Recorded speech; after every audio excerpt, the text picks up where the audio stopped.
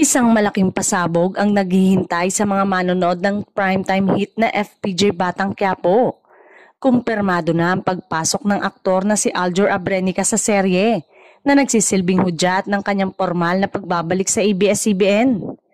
Matatandang si Aljur ay unang nakilala bilang kapuso star at matagal na naging bahagi ng GMA Network.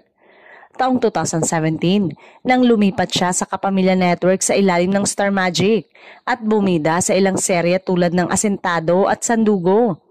Sa kabila nito, naging tahimik ang kanyang karir nitong mga nagdaang taon. Ngayon nga, sa kanyang pagpasok sa Batang Quiapo, malinaw na muling binibigyan siya ng bagong pagkakataon ng ABS-CBN upang ipakita ang kanyang husay sa pag-arte. Hindi pa malinaw kung exclusive contract ang kanyang pinirmahan, ngunit ang pagiging bahagi ng isa sa pinakamalakas na teleserye ng Kapamilya Network ay indikasyon na tuluyan na siyang balik kapamilya.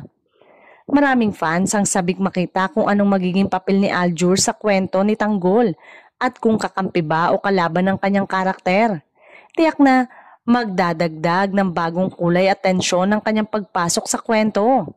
Sa pagbabalik ni Aljur Abrenica sa ABS-CBN, isa lamang itong patunay na mananatiling bukas ang Kapamilya Network sa pagbibigay ng pagkakataon sa mga artistang nais muling ipakita ang kanilang talento sa mas malawak na audience.